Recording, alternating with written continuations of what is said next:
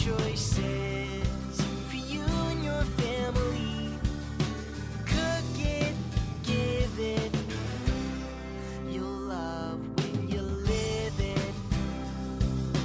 L-I-V-E, live it.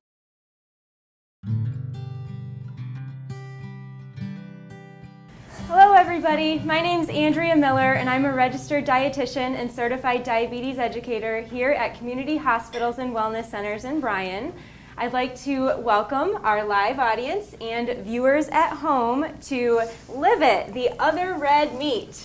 And today I have a special guest. I have Bobby Case. She is the assistant director of our lab department here at the hospital, and she has graciously agreed to help me out today in making our steaks. So we're making some steaks today, but do you see any meat on the table? No. No meat. None. No meat, but we do have an eggplant and a purple cabbage. So we're going to use these to make some veggie steaks. And they're not exactly red. You know, I guess I said purple cabbage, but I guess in some areas this cabbage is more red. So I guess if you were to see this, would you call it purple or red? Purple. So we must live in a region where we have more neutral soil, I guess. Yes. More acidic soil grows the more red variety of the cabbage. So as far as whether to serve these as a main dish or a side dish, it's totally up to you. You can add a protein to these dishes to complete the meal, whether it's meat-based or plant-based. But just some ideas to use some, in my opinion, underutilized vegetables that are nutritious, delicious, inexpensive, and, if you will, clean, too. So, Bobby, have you ever heard of the Dirty Dozen? No. No. So the Dirty Dozen, basically it's a list of the vegetables that are the highest in pesticide residue. So a lot of times people will look at that list if they're trying to choose organic produce, and they might choose to buy the Dirty Dozen produce organically. But then there's also a Clean 15 list, and those are that's the produce with the least pesticide residue. An eggplant and cabbage in general is usually on the Clean 15 list. So they're not vegetables that you would have to buy organic, or you'd have to be as concerned about finding an organic version if that's something that you consider when you're buying produce. So, in case you wanted to know. So we're going to get started, and we're going to do the cabbage steaks first. And to get started, I'm going to have Bobby put some oil into the bowl. Okay. I'm actually going to give you some measuring. How much? Yeah. I'm going to need to know how much. Oil it up. We're going to put 3 tablespoons in there. Okay, got it. I'm trying to hone my culinary skills here. And while she's doing that, I'm going to start slicing up the cabbage.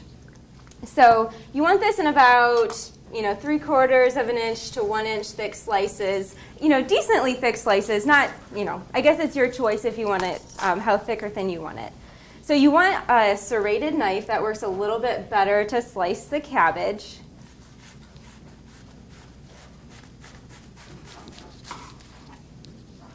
So I just put the base of the cabbage down on the cutting board to make it a little bit more stable, and then you just kind of use a sawing action and go ahead and cut it.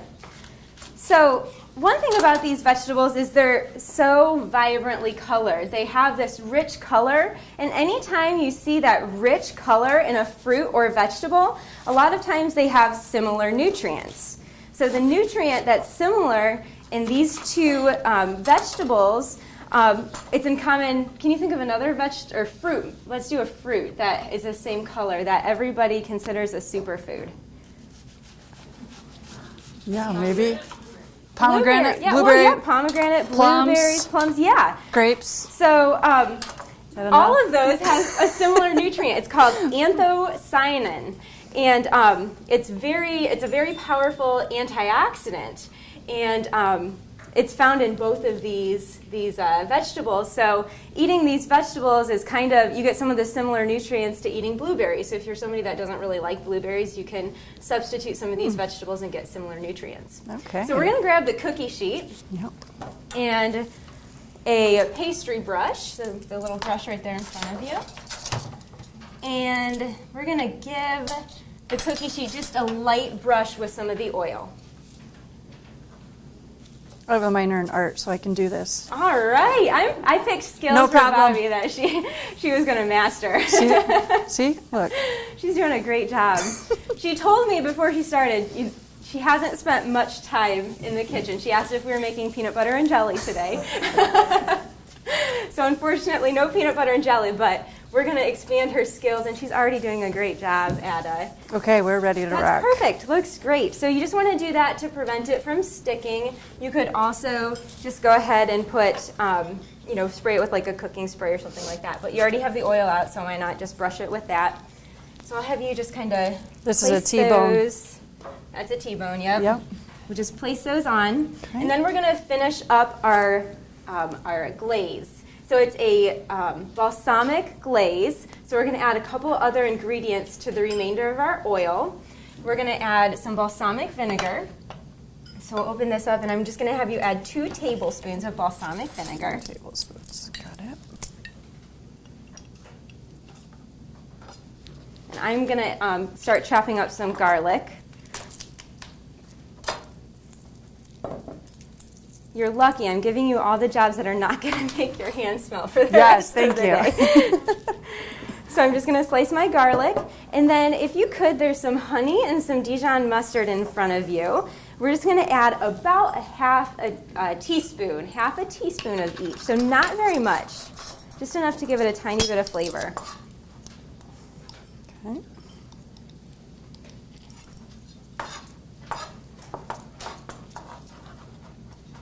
Okay, so I want my garlic to be pretty fine here because we just want to brush it over the cabbage steaks, and you don't really want to bite into a huge chunk of garlic.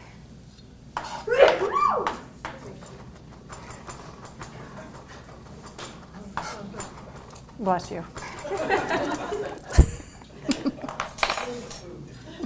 Yeah. Didn't get over here, did it? Okay. All right, so I'm just going to brush that in there. Okay, so then I'm just going to have you whisk our glaze. Wonderful. She's doing an amazing job. Looks good. Absolutely. Okay. All right, and then take the pastry brush again and brush that glaze all over the top side of the cabbage steaks. Okay. And while you're working on this, go ahead and preheat your oven to 400 degrees. At home, right? At home, yes. Unfortunately, we don't have an oven in here, and nobody wants to sit here waiting 20 minutes to, try this recipe. So, yes, at home, we will preheat our oven to 400 degrees. Okay. Going too So slow. we're just brushing the glaze all over the cabbage steaks because you want it all over both sides. Oh, okay. Mm-hmm. So then we're going to flip them all over Okay. and start with that. And brush a little bit more on the other sides. Actually, brush a lot more because we want to use all this glaze up. Okay. Okay. And this is the part that makes it really taste good. So we want to get it in there. get lots and lots of glaze on there. So nutrients in the cabbage. The nutrients in a red cabbage, there's actually a lot more nutrients in red cabbage than there is green cabbage. So it's a similar cost, similar taste, but you're getting a ton more nutrients. Plus, it just adds some variety to your diet. It's extremely rich in vitamin C, actually more vitamin C than in orange in the purple cabbage. It's also rich in vitamin K. So those are a couple of the nutrients that are rich in the cabbage. And also vitamin A is found in the cabbage. Okay. So once you have all that beautiful, flavorful glaze on your cabbage, you pop it in the oven for about 20 minutes until it starts to look kind of brown around the edges and it's kind of crisp, tender. However long you like to cook it, but around 20 minutes. Sometimes if I see some of the smaller pieces getting a little bit more done before the bigger pieces, I'll just take those out of the oven and keep cooking the larger pieces. So So an excellent cabbage steak recipe. You can try that glaze on some different vegetables as well, such as cauliflower. You can cut the cauliflower similar to how I did the cabbage and put the glaze on that for a variation of this recipe. Or a green cabbage. You could use a green cabbage for this recipe as well. Or if you don't like the glaze, you could also just brush it with olive oil and sprinkle a little salt and pepper on it for another type of cabbage steak to serve as a side dish with your meals. When we moved into our new facility, I was a little worried about Bob. Bob really loved our temporary office pod. In fact, he was so comfortable, it was a bit concerning. The good news is that Bob has really embraced our new building and has seemed to settle into his new surroundings here at Bryan Ford Lincoln. Now I have a new concern. What's that old saying? People in glass offices should not wear bathrobes? We make buying a vehicle very comfortable here at Bryan Ford Lincoln. So let's get started with our eggplant. So this is a moment we have all been waiting for. It's true. A couple times prepping for today, I've run across Bobby and she said to me, I've never even held an eggplant. I didn't even know you could plant an egg. I didn't even know that. So we're going to cross this off our bucket list right now. Okay. Bobby's holding really an eggplant weird. for the very first time. What do you think about the eggplant? It's really weird. And that's probably what a lot of people think about eggplant, because most of the people I talk to when they think about eggplant, they're like, well, number one, I don't like eggplant. It's really bitter. I don't know what to do with it. The only way I've ever had it is like fried or an eggplant parmesan. So that's how we kind of think about eggplant. It's just kind of this vegetable that nobody knows what to do with, and it's kind of spongy and maybe a little bit bitter. So how to use an eggplant. First of all, how to pick an eggplant. So if I'm being completely honest, this might not have been my first choice in the grocery store, but apparently there were some issues in purchasing eggplants. There weren't that many good ones to choose from on this particular day, which sometimes happens when you're in the grocery store. And in that case, maybe change your meal plan. Maybe don't do the eggplant today, but wait until you find some really good eggplant in the grocery store to make this recipe. If I'm looking for a good eggplant, you want one that's kind of firm but still has a kind of a give to it when you press on it. You want it to be really, really shiny. So this one, I would say, it's maybe a little bit more dull. It's not super shiny. So the shinier, the better, because that means it's really, really fresh. This one has, kind of some wrinkles, which means that it's probably was harvested quite a while ago. And the top is a little bit more brown. You want to look for something that's vibrantly green when you're in the grocery store. So vibrant green top, purple, shiny skin, and you want it to be firm. You don't want to choose the largest eggplant. They're actually a little bit more tender and a little less seedy if they're smaller, so sometimes smaller eggplants are better. Eggplants come in all different shapes and sizes and colors. This is probably what we're most familiar with, but they vary in color into like a violet color, and you can even find white or green eggplant as well. So lots of different eggplant. So this is one way that we can use it. The first thing I'm going to do is start slicing our eggplant into steaks. So I'm just kind of peeling this top part off. Storing an eggplant can be kind of tricky. It doesn't like to be too cold and it doesn't like to be too hot. It's a little bit temperamental. But if you store it in your refrigerator in the crisper inside of a plastic bag, that should do the trick. It kind of will perish quickly, so don't store it in there for a long time. You want to only store it in there for a couple of days. So, okay, so I'm going to start by slicing my eggplant, about a 1/2 inch thick slices. We're not going to use the ends of the eggplant. I'm going to save those for another use.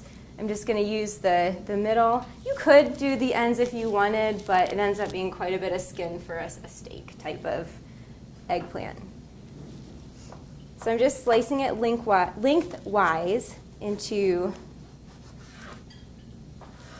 I guess, steaks. And it's really like the inside of an eggplant's just kind of white and creamy in color.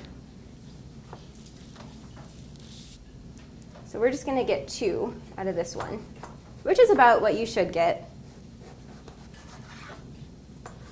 Okay, and we'll save those for another use. So we're going to use these, and we're going to start getting our seasoning ready. Okay. So I'm going to give Bobby another bowl. She did such a great job with that olive oil. We're going to have her do it again. Oh, there we go. So we're going to put, let's just put 1.5, 1.5 tablespoons in there right now. Tablespoons? Okay.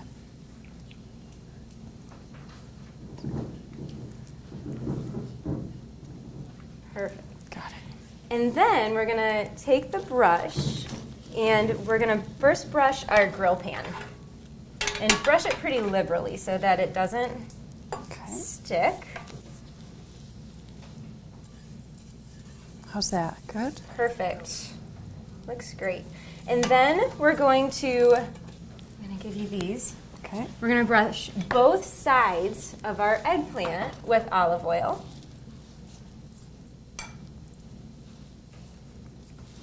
Get this started. I'm going to turn on my grill pan and just start heating it a little bit. So the grill pan has the ridges in it, just like you would find on a grill. You could also use your outdoor grill. So this would be fun instead of grilling out steaks or burgers or hot dogs this summer to grill, get some eggplant and grill that outside. Actually, summertime is a great time in Northwest Ohio to buy eggplant because you can get it fresh and local. In fact, it's one of my favorite things to grow in my garden. You can grow it pretty easily. So we have our eggplant, and now we're going to put some seasoning on it. So we're going to use paprika, salt, and pepper. So I'm going to have Bobby take the bowl of paprika, and I'm going to give you some clean measuring spoons, maybe. I have them. Okay, It's all right. this. Here, I'll clean this one out. So, and actually we won't need that one. So we're going to use a 1/4 teaspoon of salt. So we're going to just put a 1/4 teaspoon of salt in with the bowl of paprika. Okay. That looks good. And then a 1/2 teaspoon of the pepper.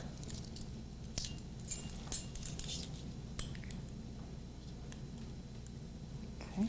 Just kind of stir that together. If you want a fork, you have a fork over here too. That'll work. Blend it all really well. So pretty simple ingredients. I like to use smoked paprika when I'm doing this recipe because it gives it a nice smoky, almost like a grill flavor. And then we're just going to sprinkle a little bit of the spice blend and if you want a spoon to help you sprinkle. Okay. On both of the eggplants, and we're going to do both sides of it actually. So, and if you need to use your fingers to kind of massage some of the spices, you do massages. Some of the spices into the eggplant that can kind of, help. Perfect. Look at us. I'm like, See, she said you didn't cook. Look how awesome she's doing. She's doing a good job. I can make toast, Pop-Tarts. Now you can make eggplant steaks and cabbage steaks. Perfect. Other side? Yes. Yep, we're going to put it on the other side too. This is nice and warm, warming my hands because it's April and it's freezing outside. I'm making a mess. That's okay. It looks great. Sometimes it's the best when you make messes in the kitchen. Yeah, okay. So it turns out kind of a nice red color, your other red meat. So we're making we're making our eggplant a little bit red with the paprika. Okay. And then we're going to just place those on our grill. Perfect. Okay. We're going to let those start to cook. And then when one side starts to get some grill marks on it, we're going to turn it over and cook the other side. Now this would be boring kind of as is, so we're going to spice it up a little bit, and we're going to make an olive and sun-dried tomato mixture to put on our eggplant steaks that really, puts it over the top, really makes it delicious. So the olives are going to give it a really salty, briny flavor, so you won't miss your meat. If you're planning this as a meatless Monday or vegetarian meal, you're not going to miss the meat. It's amazing. Maybe some of you will, but. I was like, So we're gonna start, we have 1/3 cup of sun-dried tomatoes, and I believe these are oil-packed. And generally I'd recommend doing the oil-packed. If you use the, like I guess the actual sun-dried tomatoes that are dried, I would probably go with, maybe add a little bit more oil to the recipe. So we have 1/3 cup, and we're putting it into a mini food processor. If you don't have a mini food processor, you could always just use a good old knife and chop everything up real fine. And then we have 1/4 cup of a green olive and 1/4 cup of a Kalamata olive, or a darker olive. So we're bringing back some of our olives from previous livets. So if you bought olives or Kalamata olives to make some recipes from a few months ago, you have a way to use them now. All right, and then I put 1/4 cup of fresh basil. You can also use dried basil in this recipe. And I would cut back, don't use a 1/4 cup of dried basil, use maybe a teaspoon of dried basil. So, but we're using the fresh basil. I'm gonna put on the lid of my food processor and just give it a couple of quick pulses.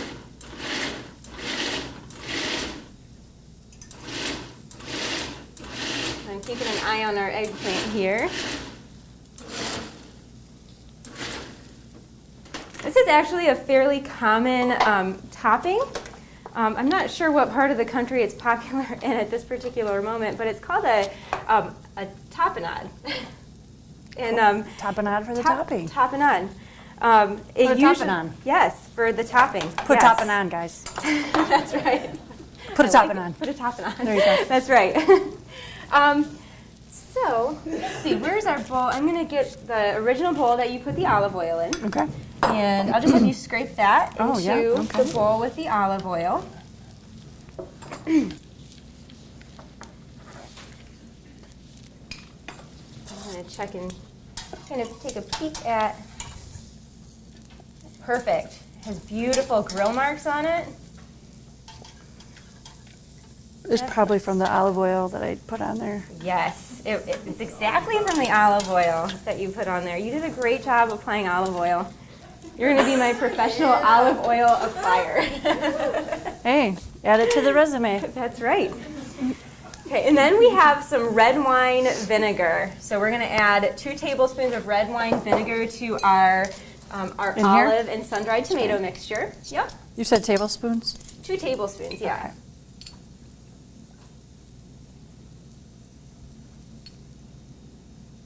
Okay. And then also 2 more tablespoons of olive oil go in there. So fun facts about eggplants. Have you ever been to France? Nope. Me either. We should go Someday. We should. to look up eggplant. Yes. Well, do you know what eggplant is called in France and in other parts of the world? No. Aubergine. Aubergine. Somebody knew. Sure, Aubergine. you world traveler. Yes. So in other parts of the world, eggplant might be known as aubergine, or some people might call it a garden egg. Oh, Yeah. mhm. You can plant an egg. You can plant an egg in your garden. Yeah. So we talked about that anthocyanin, that nutrient phytochemical that gives it that purple color. There's a subtype of that called niacin, and forgive me if I pronounced that incorrectly, but it's supposed to be really good for our brain. So there's some research that eggplants are good for our brain. It's supposed to increase blood flow and help to protect the lipids in the cell membrane of the brain. We should serve that at breakfast. Yeah, we should serve it at every meal. Every meal. Yeah, right. Eggplant it up. So this is still cooking. Need a few more. I'm going to turn up the heat just a tiny bit more. This grill pan's this stove is a little bit more difficult to use than my stove at home. It's kind of fickle with adjusting the temperature. How do we So know when it's done? you know when it's done just when there's some good grill marks on it and it's starting to soften. Okay. That's when it's done. So I wanted to throw in what to do with these. I told you to reserve them for a later use. What on earth are you going to do with them?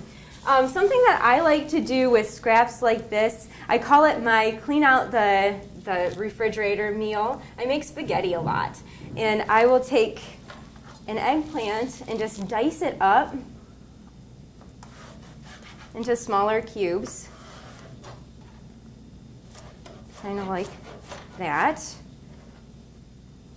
And I just saute it with other vegetables like onion and peppers, and mix in some meat too. I usually put meat in my spaghetti sauce, some lean ground beef, and then I pour my store-bought sauce into it and make some whole wheat spaghetti. And that's a really great way to get your kids to eat a lot of different vegetables. If there's tomato sauce on it, my kids will usually eat it.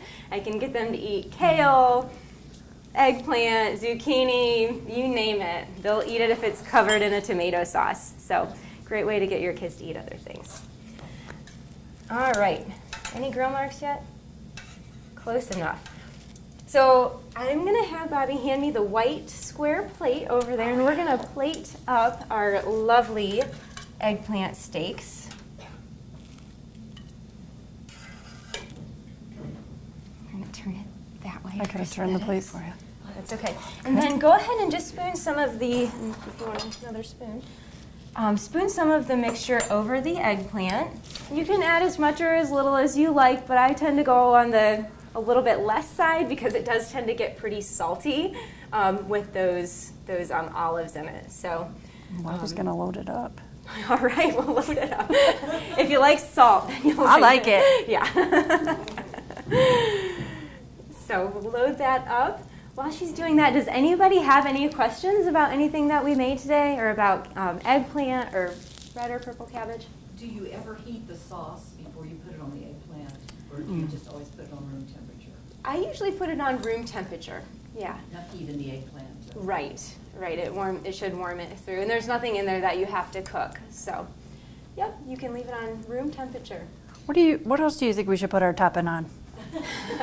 It would be good. And again, so there's this sandwich that they serve in some other country or some other part of. Yeah, it'd be good on bread. Oh, it'd be good like on But it's toasted like bread. I believe it's called a muffaletta. Yes. And it has salami and all That sorts sounds of good. different briny ingredients and this topping. But in my opinion, this would be a healthier alternative to the muffaletta because you're not getting the refined starches and you're not getting all that salty salami. So this would be a much healthier alternative to it. Yeah. Most of that nutrient, I don't remember the name of it, in the skin. So do you have to eat the skin in order to get that benefit? Yes. So that's a great question. As you can see, the outside is the part that's beautiful and purple. The inside is white and creamy. So you do lose some of the nutrients if you peel it. So unfortunately, you do lose some of that. There may be some of it further into the flesh of the eggplant. But if you can save that skin, you're going to be getting more nutrients. What if we have a larger family and the eggplants are scarce? Could we have peeled that and used it? Yes. Well, you could have. Or is it- actually, the recipe calls for 2 eggplants. Okay. So, yeah. So you'd have 4, Steaks. 4 steaks. Yeah. Okay. And it may be a lot for like a younger child to eat a whole steak, so you could cut it in half, or just double. Add 3 eggplants and increase the olive and tomato mixture a little bit. Yeah, you certainly could, but some people think that the skin is a little bit bitter, and then to eat, that much of it is quite a bit bitter. So. I have no idea. I've never had it. Yeah, you could. I mean, you totally could, but Cool. you also don't get as much of that seasoning on it, and it doesn't brown as nicely. But yeah, you could. Okay. Absolutely. So, and some people might find that it's a better option because, if you put this in a bag in your refrigerator and have the thought of making spaghetti out of it, it just might not happen. So, in order not to waste, you totally could do it. Right. So, any other questions? I have a question. So earlier you had said that it's like part of the clean 15. Right. And you don't eat as much pesticides or whatever. So what reason is it? Does it grow faster like asparagus does, and that's why you don't eat? I guess I'm not really sure.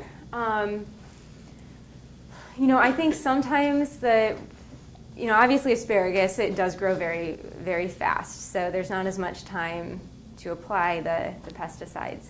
I think sometimes the vegetables and fruits on the Clean 15, they have more of like an inner defense, and the bugs don't like to eat them as much. So that's my guess, though.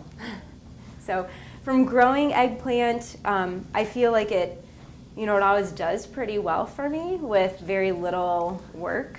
So those are usually the types of things that don't require as much pesticides because they're not as hard to grow. What are some other things on the Clean 15 list? Oh boy. Well, asparagus is one of them that's on the Clean 15. Avocados, bananas, anything, cantaloupe would be on the Clean 15. Anything with like a tough rind outside. Watermelon, I believe pineapple is on there as well. So, when it comes to organics, it's definitely shown that incorporating more produce, regardless of whether it's organic or not, is of benefit. But if you're somebody that is concerned about pesticide residue, Right. but doesn't want to spend an arm and a leg on everything organic, I would go more towards buying the dirty dozen items organically and choosing conventional for the clean ones. Okay. 15. So, great questions, guys. Does anybody else have any questions? All right. Thank you all so much for joining me. I'd like to thank our live audience and viewers at home for tuning in to Live It, the Other Red Meat, and thank you, Bobby, so much for joining me today. It was fun. And you tried it, right? It's delicious. I thought it was delicious. Yeah, I love it.